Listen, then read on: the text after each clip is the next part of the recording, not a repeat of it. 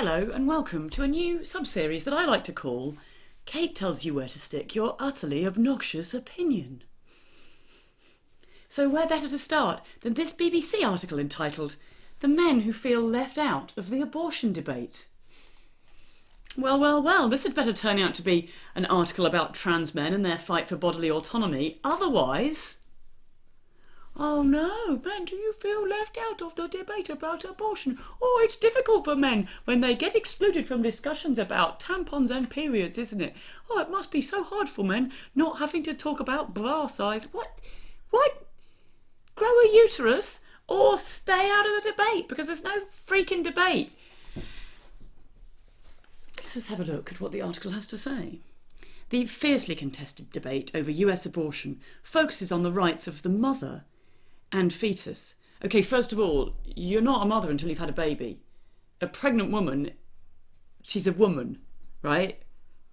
Like, calling somebody a mother when they haven't decided whether to continue with a pregnancy or not, or indeed have decided that they want to end a pregnancy, it's just like deliberately pejorative language. It focuses on the rights of the mother and fetus.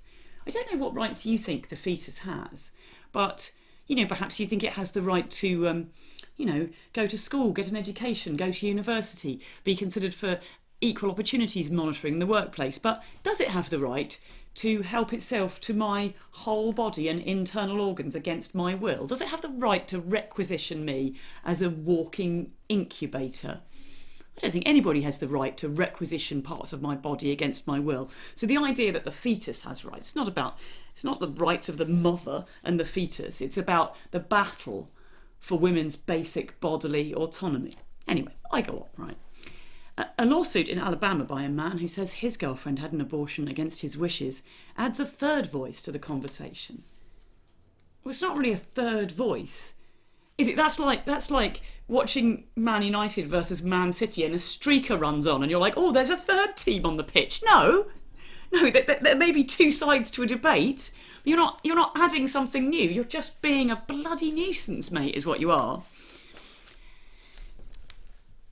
After the rage has dissipated, after overcoming alcoholism as a coping mechanism, a great sadness still persists and likely always will, right? This is like one of the guys writing about his experience, right? Let's just recap here. After the rage has dissipated and after overcoming alcoholism as a coping mechanism, yeah, why don't angry, drunk men have more say over my body? Oh, I can't believe no one thought of it sooner. Which bit of this says he should be involved in the decision-making process? Well, apparently that's the message from men talking about their experiences of abortion, a voice rarely heard among the passionate multitudes in the US abortion debate. Yeah, it's a shame, isn't it, how rarely the voices of men are heard in the battle for women's rights. Maybe women should all stop shouting about their right to bodily autonomy to control what happens to their own bodies, because it's just so difficult to hear men when we're all there making a noise about our own human rights. What polling has occurred indicates a majority of women say they do not regret having an abortion, but fewer studies have been done on men's reactions. I see. Yeah, there's been a real lack of studies done about how men react to abortion. I mean, I suspect there's also been a real lack of studies about how women react to prostate cancer treatment. There's a reason. It's because it's not you that has an abortion, mate. What data there is for men comes from post-abortive support groups. So that's not data. If anyone understands the most basic thing about data, you can't go to a post-abortive support group and say, let me just find out how you all feel about abortion. Because if you didn't feel something about your abortion, you wouldn't be at a post-abortive support group, would you? It's like going to a self-help group for people who've experienced violent crime and going, let's do a quick survey. How many people here have experienced violent crime? They wouldn't be in the group if they hadn't. It's like going around IKEA going, has anyone here ever thought about getting some furniture? Well, they wouldn't be in the shop. I mean, you get one who's gone, I've just come for the ball pond and the meatballs. But the point is, it's not a sensible place to do a survey about the demand for furniture, is it? Basic understanding of statistics. You would have thought that was a requirement for being a journalist, wouldn't you? Not at the BBC. There's so many contradictions around all this. It's abortion first and be damned if otherwise, which doesn't make any sense. Says the Reverend Stephen Imbarato, a Catholic priest. Oh, thank goodness. There was me thinking I was about to read a whole article about abortion without getting the opinion of the Catholic clergy, who's, such a key voice in the battle for women's rights. Before entering the priesthood, Father Imbarato got his girlfriend pregnant in 1975, pre-marital sex, in contradiction of the church's rules, and steered her towards having an abortion. Oh, so 1 minute he's pushing his girlfriend to have an abortion when it all looks a bit awkward for him, and the next minute he's whacked on a dog collar and he's demanding women don't have rights to control their own bodies. Here's a great idea, Father Imbarato. Shove off! Shove the F off. He steered her towards having an abortion, finding out decades later she had been carrying twins. Oh, well, if only you'd known it was the fun kind of... What's that got to do with the situation? And maybe we should have told him that the kid might be good at baseball or something. Like, what? How's that? He says, men regret lost fatherhood as men are inherently called to be fathers, says the celibate representative of an organisation that encourages men who want to enter the priesthood to become celibate and not become fathers, and yet, confusingly, goes around calling himself father. Oh, good.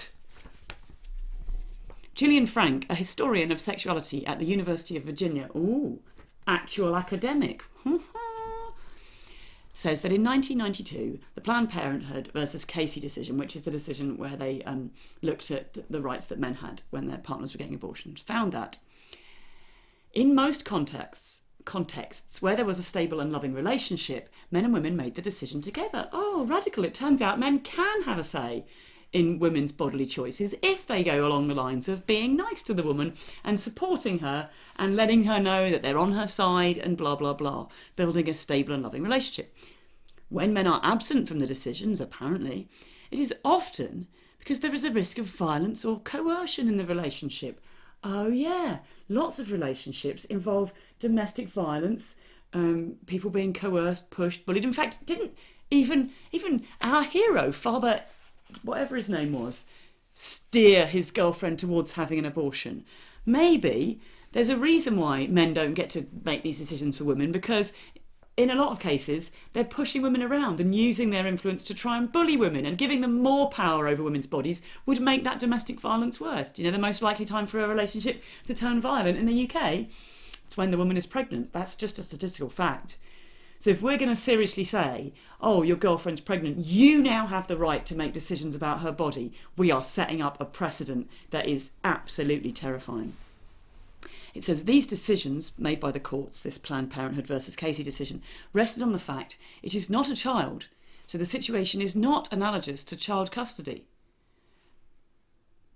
Surprise, yeah, great. But also, like, so what? Go on, call it a child, knock yourself out. The language is so not what's important here. Okay, it's a child. Have a battle for child custody. You've won. Well done. Here's your fetus. What are you going to do? Implant it in your colon? It's no good men having custody of a fetus, because your body is not built to sustain the fetus. Your input at this stage is irrelevant because your body cannot do the job that you are asking me to do and that you are suggesting my body should be requisitioned for. So tough luck. Right, and then they interview this guy. His name is Theo Purrington. Sounds a bit hipster, doesn't it? And he says that his girlfriend got an abortion against his wishes and left him depressed and a mess, which is all very well. And I'm sorry that people feel depressed, but have you thought about the number of women who get postnatal depression even after a wanted pregnancy? And then you think about what happens to women who are forced to continue with an unwanted pregnancy. That is a cruel and unusual set of treatment. And if you think that isn't going to leave women depressed and a mess, you are massively underestimating the situation. That is going to decimate women's lives. The physical impact of a pregnancy on a woman's body is huge. And that, against your will, followed by then being handed the baby, expected to care for it, all of that kind of stuff. I mean, that's just horrifying. That would leave you much worse than depressed and a mess. Anyway, rather than getting himself sorted out and moving on with his life, he became involved in pro-life advocacy and counselling post-abortive men, which does sound like they've just been aborted, doesn't it? But anyway, he says this: if men had to sign off on an abortion, I think you'd see a 50% drop. Right, so you think that half of the women having an abortion should not be allowed to because their partner says... You're suggesting that 50% of women who don't want to continue with a pregnancy should be forced to on their partner's whim. I mean, that is utterly obnoxious. It's also simply not true that it would happen in 50% of cases. The reality is that if men really want to be parents, there are loads of ways they can do that. They can adopt or foster, and it is really quite rare that men do that, with the exception of some gay couples. For single men to go out and adopt children or foster children is really very rare. Like, plaudits to those that do, but it's not something that happens regularly. And if you look at paternity testing, it is 99% of the time done by men wanting to prove that they are not the father. The number of times it's done by men saying, I am the father, I want to be more involved, I want to spend time with my child, I want to contribute to their upbringing, is really, really low. You look at men who've been asked to pay support for their children. There are thousands and thousands and thousands that don't pay it, that fight in court demanding not to have to do it. The evidence that men are all desperate to be involved with their kids' lives, it just isn't there. If men have to sign off on abortions, the vast majority of men will gladly pre-sign, is the fact of the matter. Men are not in a hurry to be enthusiastic, hands-on parents. And we know that because it's still women that are doing the vast and overwhelming majority of the parenting out there. If you want to be a more hands-on parent, find a single mum near you and offer to get involved, because women would be delighted to have the afternoon off. But also, you are absolutely wrong if you think that the number of women getting an abortion would fall if men were given a say on whether or not their partner got an abortion. And I know this, right? I know this because you are looking at a woman who had an abortion under such a regulatory legal framework. So I had an abortion in 2003 in Japan, and that meant that in order to get the abortion, the father had to sign the piece of paper that authorised the abortion, right? They were doing exactly this, giving men an absolute full-on veto. Now, of course, that poses a number of problems, like what if you don't know who the father is? And for the record, I didn't. What if you haven't got their contact number? And for the record, depending on who it was, I may well not have done. But it also raises another issue, which is the one that, of course, I immediately turn to, which is that you need a man to sign a piece of paper. They are never going to prove whether or not that man is biologically related to the fetus that you've had aborted. Like that's never going to happen. All you do as a woman, you don't go hunting around for the father of your child and having a conversation with them, do you? What you do is you find a bloke you really trust who'll take your side and have your back and will sign a piece of paper for you without asking any questions. And to be honest, if you haven't got a bloke like that in your life, like, oh my goodness, you are probably... I mean, are you even allowed to leave the house? Like, you are in a terrible mess. Like, whatever is going on in your life, you need more friends. Like, we all need the kind of men in our lives who support us, whatever is going on. So you wouldn't see any drop in the number of women getting abortions. What you'd see is a distinct shift in the number of women being honest about who they've been having sex with recently while they're being questioned by a medic in an abortion clinic. So even if we did it, it wouldn't make any difference. And why should we do it? Why should men have any control over what happens to women's bodies? Surely the most fundamental and basic human right we can have is control over our own bodies. And the fact that we've had to fight for it so long, you know what, men, if you want to say in women's control over their own bodies, get involved in fighting to let women make those decisions. And as to whoever wrote this article and the voices expressed in it, the opinions expressed in it, you can stick them and whatever else you've managed to get custody of up your ruddy colon.